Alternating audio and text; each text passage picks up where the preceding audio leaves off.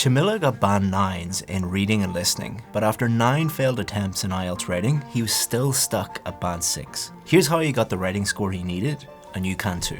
So one day, I got this email. Chris, I'm fed up. I want to give up. Nothing is working. And he wasn't failing because he had bad English. He'd passed tough university exams and he was earning a master's degree in computer science. And that is not actually the most remarkable part of his story, because he tried going to different countries to see if that improved his score. He tried doing it at both IDP and the British Council to see if that would improve his score. And he even heard that in some test centres there were non-native examiners and they would give him a higher score. Every single time, every tactic he used, he got 6 or 6.5. I faced the exam in Sri Lanka and Vietnam, also in Thailand because I lived in these places. So 3 places I got exactly same. And then after trying all of that, he started going online and researching how to improve IELTS writing, and they told him to use complex vocabulary and complicated sentence structures. Everything the internet told him still led to a band 6. Any of this sounding familiar? So after a year of wasted time and thousands of dollars down the drain, his Canadian immigration dream was put on hold, and his master's degree seemed just like a dream. But he came up with a new plan. This is what he told me. I believed like I will be lucky next time. This exam might be a bit hard, okay, next time I'll be get it. So I asked him, have you always hoped you'll be lucky and to get a good score? Of course. So how is using hope as a strategy working out for you? This is really important for anyone listening to understand. And this is what I told him. Hoping that you'll be lucky next time never ever works. It's the easiest way to waste money and time. Hope is not a strategy. Luck is not a strategy. But he told me, I've tried everything else. And I understand this frustration when you've tried everything and you feel that there's no other choice but to hope for the best, hope that you get lucky. But the important thing to remember is someone like me can look at your writing and tell you within seconds exactly why you're stuck, exactly why you got 6 or 6.5, and exactly what to do to improve. That is a strategy. So think of your writing score as a glass of water. I'm not an artist, I'm an IELTS teacher. But imagine this is band 9, this is band 7, this is band 5. So most of you, your level is here. You filled up the glass of water to about here. And imagine you have a pipe where we are bringing water into the glass. And you're pouring lots of water here and hoping that it flows down here. Well, the problem is that most of you have a blockage in your pipe. And it doesn't matter how much water you pour in, until you fix the blockage, you're not going to get anything in here. So you can pour in lots of fancy vocabulary. You can pour in complex structures and templates and memorized answers. Until you understand what is blocking you, you will never be able to fill up your cup. So let's look at some of the specific blockages that Chamila had, and you'll be able to learn from them too. So if we have a look here, the burgeoning proliferation of technological advancements necessitates a paradigmatic shift in pedagogical methodologies. Now, a native English speaker finds it difficult to even say this.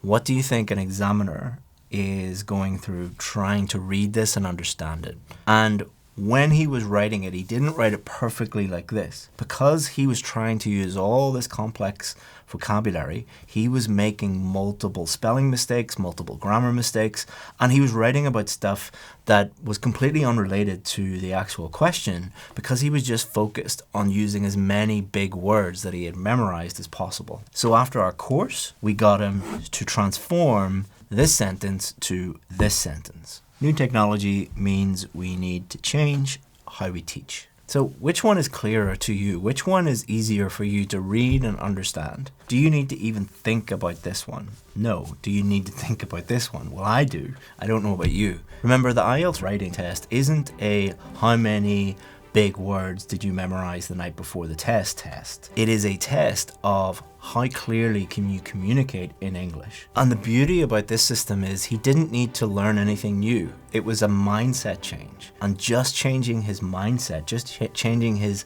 approach, his idea of what good writing looks like, instantly improved the clarity of his communication and the clarity of his writing. And that improved his score massively just by making the decision, I'm going to stop showing off and I'm going to start communicating clearly in English. The second major problem he had was one of his teachers taught him that the more discourse markers or linking words that he used, the higher his score was going to be. So if you have a look at one of his paragraphs that when he started working with us, he sent us, you can see that there's far more emphasis on just throwing these in, whether they're accurate or spelled correctly, or whether they actually lead to him writing a clear paragraph. It doesn't really matter because all he was taught is more discourse markers, more linking words, the higher your score. This led to mistakes and it led to this paragraph not meaning anything in particular. This makes the examiner's job far more difficult to because the examiner is just sitting there thinking, can I understand what this person is trying to say? Is this clear? Do you understand it? Now compare that with after he'd finished the course. What was he actually doing? Read this paragraph and think about how many linking words or discourse markers are actually in here. Well, there's only one, for instance. When do we use for instance? We use it when we are telling the reader, here's an example. We could use for example instead. So when he was writing this paragraph, he was focusing on clearly answering the question and clearly communicating with the examiner. He only used a discourse marker, or some people call them linking words, whenever he absolutely had to, and he made sure that it was appropriate and accurate. Because if you look at the difference between Band 9 students and say Band 6 and Band 5 students, Band 6 and Band 5 students, if you look at their essays, they have far more discourse markers or linking words in there compared to Band 9 students. Don't believe me? Let's take randomly one of these books from Cambridge, go to one of the reading tests and pick one paragraph and try to find discourse markers within the paragraph. Just focusing on this one paragraph, do you notice any? And if you go and look at the official marking criteria for coherence and cohesion for Band 9, it says cohesion is used in such a way that it rarely attracts any attention. You don't notice the discourse markers in good writing. Do that with any English textbook you can find. Take it off the shelf, read a paragraph. Do you notice any discourse markers? Now there might be one or two in a whole page maybe, but compare that with what is taught to most IELTS students, which is add them in as much as you can. Add them in the middle of sentences, at the beginning of sentences. I didn't know we should not use that much. Just a couple of words should be enough for one essay. It makes your writing worse, not better. So right there we had unblocked two big blockages. Number one, we reduced the number of vocabulary errors and grammar errors, and we made his writing much more clearer by stopping all of this fancy vocabulary.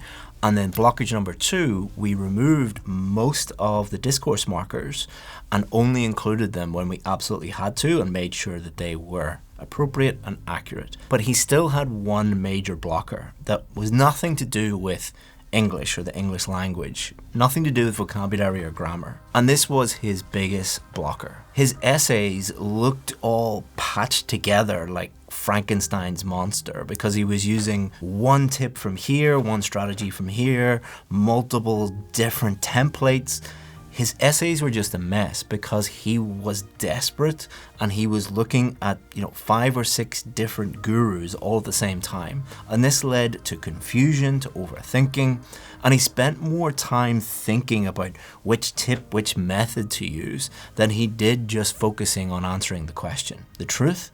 There are many good teachers out there. There are many bad teachers out there. Like any industry, there are good people and there are bad people. Pick one good person, doesn't have to be me, there are many out there. Pick one good technique and follow it. Because all these different teachers, even if they're good, they have different approaches. They have different methods. If you are following multiple different methods all at the same time, you are going to be confused. And your writing is a reflection of your thinking. If your brain is confused, your essay will be confused. So once we fixed those 3 big blocks and the water started to flow into his glass, we found one last blocker. So he was getting a band 7 for task achievement, he was getting a band 7 for vocabulary by simplifying it, and he was getting a band 7 for coherence and cohesion by using discourse markers appropriately and accurately. But he was still getting a band 6 for grammar. So grammar mistakes are a real problem because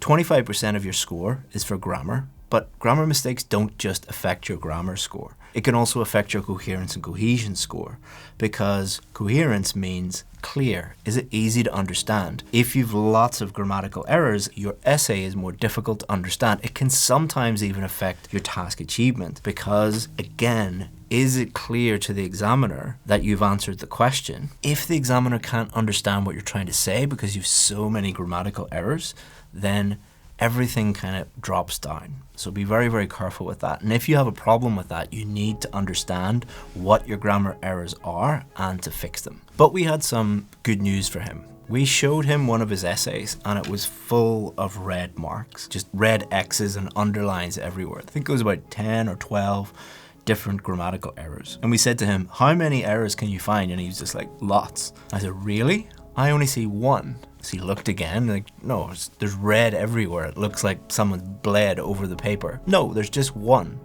Look at each mistake. Think about what each mistake is. Every single one of those errors was one area of grammar, articles. So there's usually, for most people, just one area or 2 or 3 at the most, but most people 1 or 2. For him it was articles, for you it might be tenses and prepositions.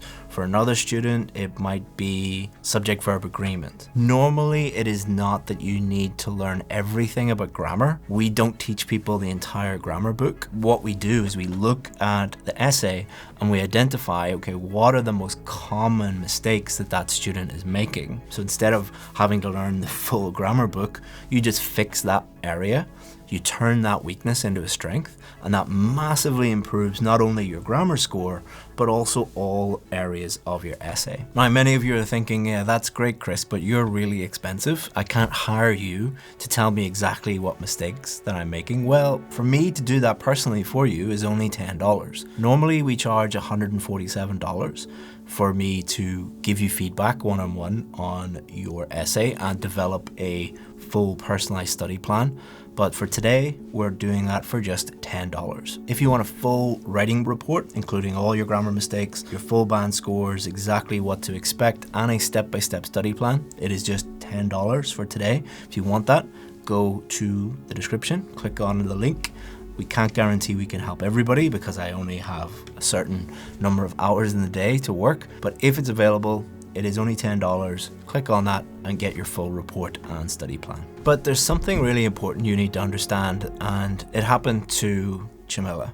So he finished the VIP course and he had submitted his first essay, and he was expecting to immediately improve his score. He was expecting at least a 6.5, but when he got the result, 5.5. So he paid for an expensive course, he did it all, and his score went down, not up. And he said, I don't feel like submitting a second essay. I thought it was not going to work out. I have to expect I will not score band 7. And he actually gave up. He just quit the course and he didn't do anything for a month. Then one night after dinner, he was having a walk with his father, and his father asked, how's your IELTS prep going? It's not. I tried everything, even this expensive course. It's not working. His father was quiet. Before you started, you told me you trusted this teacher. You said you believed in his method. I know, but listen, son, trust your guru. Forget about everything else. Get back on it. And after that conversation with his father, he decided to go all in and completely commit to our methods. You see, even after completing the course, he still had all of these bad habits. Remember, he had been doing this for years. When he decided to completely commit to what we were teaching him, he dropped all the complex words, he stopped chasing every online method, and he just focused on one simple approach that we were teaching him. He wrote one essay every single day, twice a week. He got feedback one-on-one from our teachers, and he fixed only what was actually holding him back. Every single day, he looked at his essays, looked at his feedback, and thought, what are the things blocking my progress? What are my errors? And he focused on turning those weaknesses into strengths. And if you do that enough times, it becomes inevitable that your score will improve.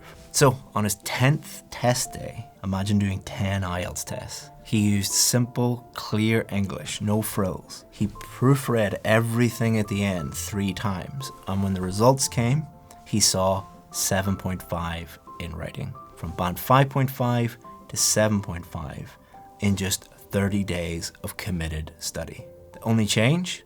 His mindset. He stopped trying to impress and he chose to be clear. Chamila is now pursuing his master's degree in computer science in Australia, and he is thinking of maybe even moving to Canada one day. He never has to think about IELTS ever again, and his 9s in reading and listening, they were always there. But his band 7.5 in writing, it was there too. All he had to do was just change his mindset and focus on the right things. That's what actually mattered. All he had to do was that, ignore the rest, and he was able to get the score that he needed. For more help with IELTS writing, click on this video next, and it's going to help you with your IELTS writing score.